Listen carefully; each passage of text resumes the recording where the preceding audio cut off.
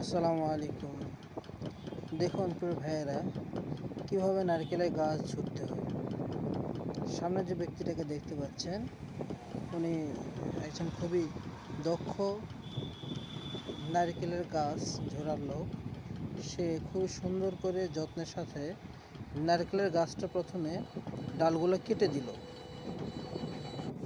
এখন তিনি গাছের গোড়ার যে ময়লাগুলো আছে, নারকেলের ডালের গোড়ার ময়লাগুলো, সেগুলো পরিষ্কার করছে। এরপরে তিনি আস্তে আস্তে নেমে আসবেন। আমরা দেখতে পাচ্ছি সে অলরেডি তার কাজ শেষ করে ফেলেছে, এখন সে নামছে।